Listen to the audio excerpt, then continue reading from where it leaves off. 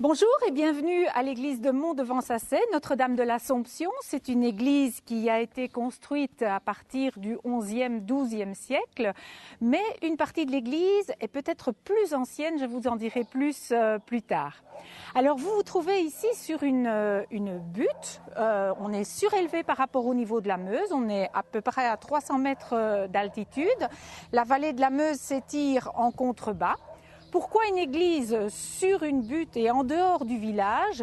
Eh bien, tout simplement parce que le lieu n'est pas du tout anodin. Il a été occupé depuis le néolithique. On a eu des druides, comme dans Astérix, on a eu des druides celtes dans la forêt. Il y a des sources dans le sol, ce qui nous cause d'ailleurs pas mal d'ennuis avec les moisissures dans les murs. Mais ce magnétisme a toujours laissé penser à un pouvoir particulier, un pouvoir magique des lieux. Alors, l'église en fait a été construite par les chanoinesses d'Andenne. Andenne, ça se situe en Belgique, c'est au bord de la Meuse, entre Namur et Liège. Et la première construction de l'église daterait du 7e siècle, donc on est carrément en 680. Ce serait la dernière princesse mérovingienne Bègue qui aurait fait construire l'église en souvenir et en hommage à son mari, tué par leur fils adoptif. Et tué par leur fils adoptif en ces lieux mêmes. Donc voilà, les chanoinesses sont allées s'installer à Andenne à la suite de Sainte-Bègue et au Xe, XIe siècle, Andenne a été ravagée par les Normands et par les ducs de Hainaut et les chanoinesses ont fui et sont venues se réinstaller à Mont-de-Vansacey où Sainte-Bègue avait sa résidence secondaire. Et en fait, quand on passe la colline devant l'église et au-delà du village, se trouve un lieu dit qui s'appelle la ferme de Jupille. Et il faut savoir que Jupille était la résidence principale des maires du palais mérovingien à côté de Liège, qu'il y a encore là-bas une institution de chanoinesses et les chanoinesses de Bègue sont venues se réinstaller ici et construire cette église qui est surdimensionnée par rapport au village et par rapport à la région, mais elle était prévue non pas pour être une église paroissiale, mais pour être une église abbatiale. Et donc, tout un monastère devait être construit à la suite, qui n'a jamais été construit, et nous sommes restés avec cette église magnifique. Voilà, ce sont les plus anciennes voûtes de l'église de Mont-de-Vansacey, de Notre-Dame de Mont-de-Vansacey. C'est la partie romane de l'église. Elle date de la fin du XIe et du début du XIIe siècle. Donc c'est un chœur roman à 5 pans avec des arcades en plein cintre. L'église a donc été construite en plusieurs phases, avec une première phase qui était le chœur, construite au XIIe siècle, donc le XIIIe avec la nef, et puis les bas-côtés à la fin du XIIIe. À la fin du XIIIe également, on aura le porche dont je parlerai par la suite, et au XVe siècle, la construction du massif occidental, avec la tribune d'orgue qui a été achevée au XIXe siècle. Alors la grande tour clocher que l'on voit de très très loin a été édifiée au XVe siècle. Mais malgré toutes ces périodes de construction successives, on a une homogénéité qui est tout à fait fabuleuse à Mont. On a cette impression d'ensemble alors qu'on passe normalement d'un style à l'autre. Surtout quand on passe du roman qui est trapu et massif au gothique qui est plus élancé, on a habituellement une rupture de hauteur qu'on ne sent pas du tout ici dans l'église. C'est dû aussi au fait que nous bénéficions ici dans l'église de Mont de l'influence des cisterciens. On n'est pas loin de l'abbaye de la Chalade, pas loin de l'abbaye de Trois-Fontaines qui sont filles de Cîteaux, et nous avons une influence cistercienne dans ces arcs légèrement brisés et dans ce dépouillement de la partie du XIIIe siècle qui correspond bien au dépouillement roman. Alors, comme je l'ai expliqué tout à l'heure, donc l'église est située sur une masse de sources résurgentes, ce qui crée ce magnétisme dans le sol, très intéressant pour créer un lieu religieux. Mais toute l'église était couverte de moisissures à l'intérieur, et ce sont les bénévoles du village qui se sont retroussés les manches et qui ont brossé patiemment les murs de l'église, ce qui permet maintenant de retrouver la clarté du lieu. Donc nous avons passé toutes nos vacances et nos week-ends à redonner au lieu, à la pierre, son naturel, y compris à la brosse à dents dans les joints, puisque nous ne pouvons utiliser aucun produit. C'est de la pierre, il y a des enduits à certains endroits, donc nous avons dû respecter les enduits à certains endroits. Et il y reste une fresque, parce qu'il faut s'imaginer que l'ensemble était couvert de fresques qui racontaient l'histoire religieuse à une époque où on ne savait ni lire ni écrire, et donc on expliquait l'histoire religieuse en montrant, comme une bande dessinée, les peintures sur les murs. Donc nous devons préserver les restes de peinture. Tout le reste a été nettoyé. Nous avons mis 5 ans et maintenant l'église est fin prête pour accueillir les visiteurs avec cette pierre qui est magnifique. C'est une pierre calcaire, évidemment poreuse, mais c'est une pierre calcaire qui est très lumineuse. Alors, il nous reste un seul morceau de fresque pour toute l'église. C'est ce morceau qui est très abîmé parce que nous ne pouvons pas restaurer le mur autour. Il s'agit de la représentation du martyre de Saint-Quentin. C'est très intéressant d'avoir cette fresque dans l'église parce que Saint-Quentin est vénéré principalement dans le quart nord-est de la France. C'est lui qui a donné son nom à la ville de Saint-Quentin. Et le pauvre a été martyrisé en recevant des clous plantés dans les épaules. On voit ses genoux qui ploient sous les coups. Et on est très heureux d'avoir conservé cette représentation parce qu'on ne la trouve quasi nulle part ailleurs dans les églises. Alors j'ai deux anecdotes à vous raconter ici dans le chœur, donc la partie la plus ancienne de l'église. Tout d'abord, je vais vous montrer un endroit au centre du chœur. Quand on se place au centre du chœur, on a l'impression que le sol, le carrelage et l'axe de la nef ne sont pas sur la même droite. Et en fait, ce n'est pas qu'une impression, il y a vraiment une rupture d'axe. C'est tout simplement parce que, enfin tout simplement est un grand mot, c'est parce que ils ont eu des difficultés énormes à construire la nef qui s'est effondrée à plusieurs reprises lors de l'édification, et ils ont eu des difficultés parce que le sol est marécageux et donc il est instable. Les piliers se sont laissés aller, la nef s'est écroulée donc, et la dernière fois, ils ont décidé de désaxer légèrement le bâtiment pour pouvoir arrimer les piliers. Il en reste que donc cet axe n'est plus exact. On a raconté que c'était une erreur de l'architecte qui a un peu pleuré toutes les larmes de son corps après, voyant qu'il s'était trompé dans l'axe du chœur qui normalement doit pointer vers l'est, mais c'est plus un problème technique. Alors une deuxième anecdote, mais elle est très touchante.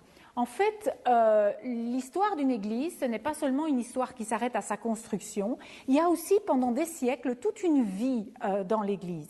Et ici, nous avons des stalles en bois qui n'ont rien de particulier, elles ne sont pas extraordinaires, mais elles comportent des petits messages gravés par les enfants de chœur qui s'ennuyaient sans doute, et qui sont des traces de l'histoire aussi touchantes que tout le reste de l'édifice.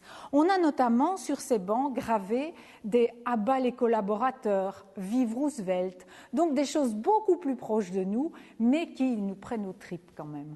Donc dans des cours de la construction de l'église, je vous ai dit le chœur 11e, 12e siècle, la nef 13e siècle, les bas-côtés fin du 13e siècle, et le porche d'entrée, lui aussi, milieu du XIIIe, fin du XIIIe. Alors vous vous trouvez quand même devant le plus ancien porche sculpté, conservé de Lorraine. Il y en a d'autres qui sont plus anciens, mais ils ne sont pas conservés. Ici, c'est la statuaire d'origine qui a été conservée.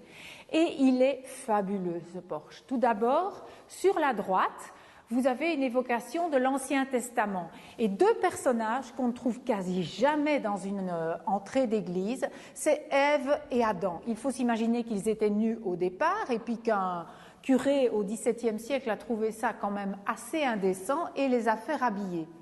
Ensuite, nous avons Moïse avec les tables de la loi, Abraham prêt à sacrifier son fils, et puis un personnage qu'on trouve également très très rarement, c'est Noé.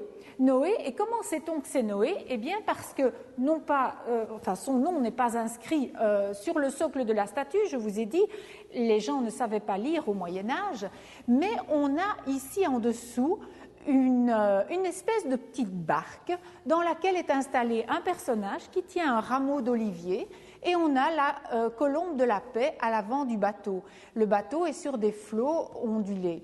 Donc on a tous les éléments qui font penser à l'arche de Noé, mais tout est réduit et symbolique. Une fois évidemment qu'on vous avait expliqué que c'est Noé, eh bien vous le reteniez.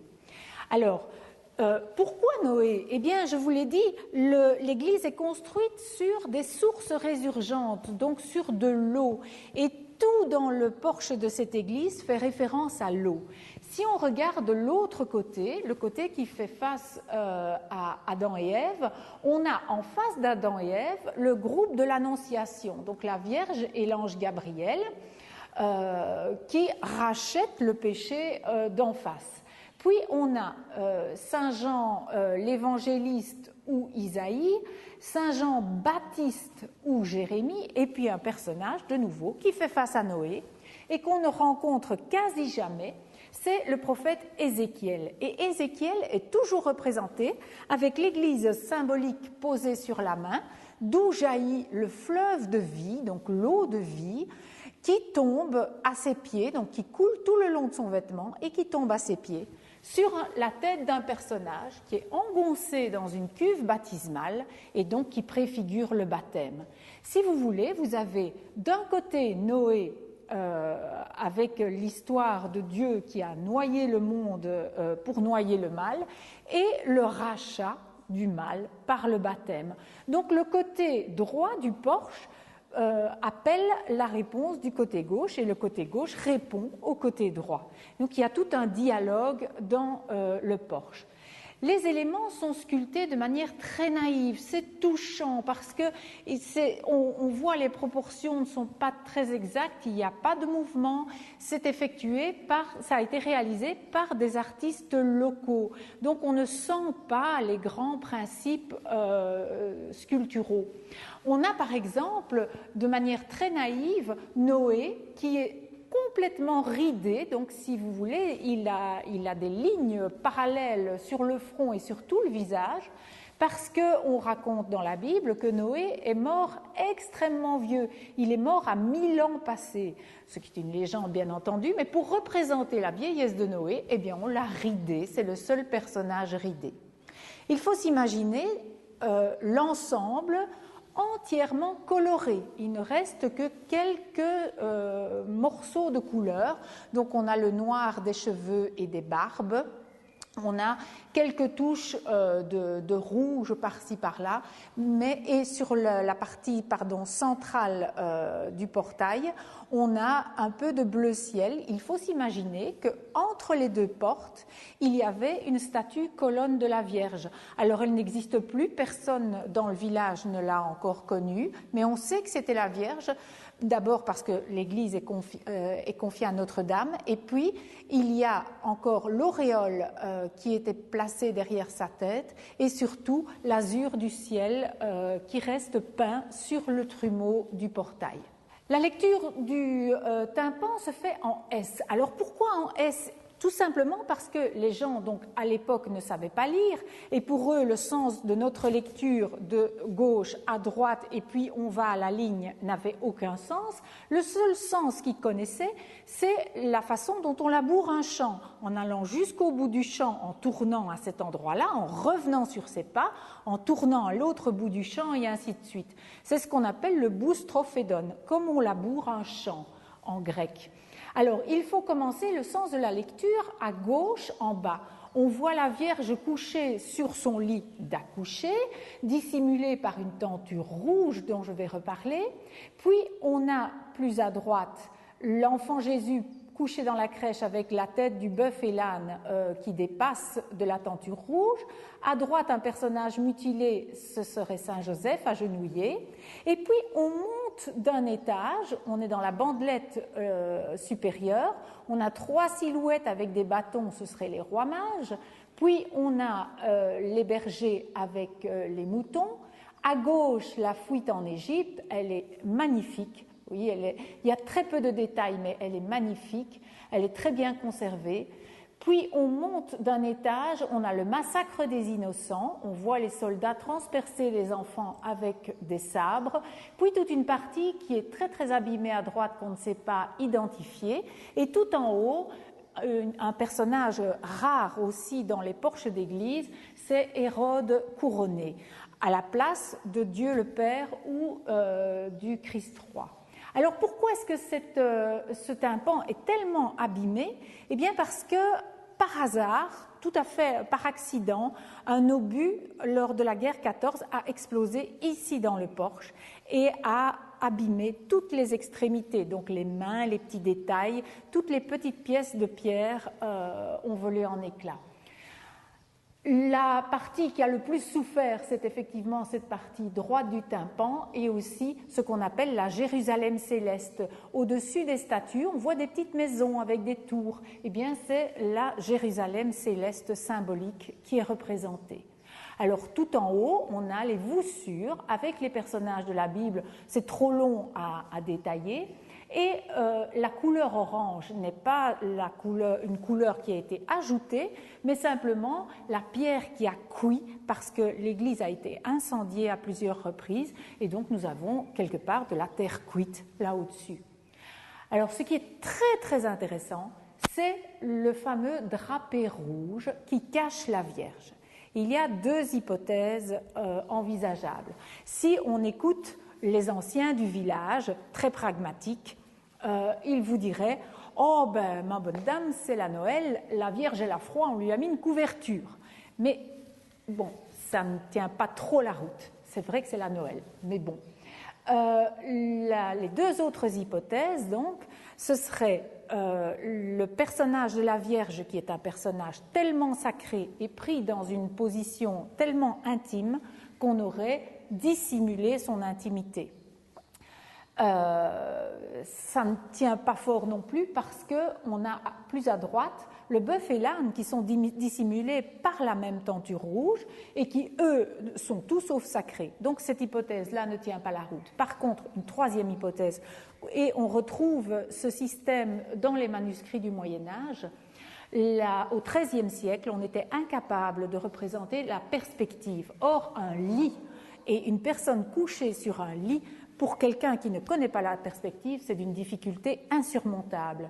Et donc, quand on était face à des problèmes de représentation de la perspective insurmontables, eh bien, on tendait une petite tenture pour se tirer d'affaire. Et il faut probablement voir ici cette solution-là qui a été adoptée. Alors, dans l'histoire de l'Église, il y a évidemment les mérovingiens et les carolingiens.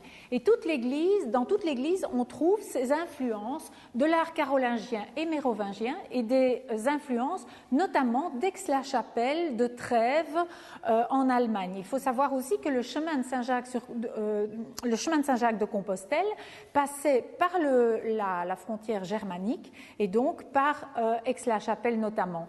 Et qu'est-ce qu'on constate ici? Quelque chose d'incroyable parce que c'est très très rare, c'est la forme octogonale du porche. Cette forme octogonale qui rappelle la chapelle palatine de Charlemagne à Aix-la-Chapelle. Alors Charlemagne est un personnage très très important ici parce que c'est l'arrière-petit-fils de Sainte-Bègue, donc qui était la fille de Pépin de Landen, et Charlemagne serait, on dit serait parce qu'on n'en a absolument pas la preuve, serait représenté ici dans le porche avec son grand livre de la connaissance et sa couronne. Et un 2e personnage représenté dans ce porche serait le bon roi d'Agobert. donc Saint Dagobert, qui avait installé la dernière capitale des Mérovingiens à Stenay, soit à 10 km d'ici environ. Et le pauvre Dagobert a été assassiné dans la forêt de Hoèvres, qui se situe juste de l'autre côté de la Meuse par rapport à nous. Et il y a d'ailleurs encore la source Saint-Dagobert qui est mise en évidence dans la forêt et les chemins de Saint-Dagobert que vous pouvez encore parcourir, qui y mènent et qui montrent l'endroit où Dagobert a été assassiné. Donc c'était un attentat clairement. Et la dynastie mérovingienne s'est éteinte à ce moment-là. Alors nous descendons maintenant dans la partie la plus remarquable de l'église. Elle date probablement du XIe siècle et c'est un bonheur de vous la faire découvrir. Mais je vous invite à nous rejoindre la semaine prochaine pour que je vous en parle plus en détail. Soyez avec nous la semaine prochaine.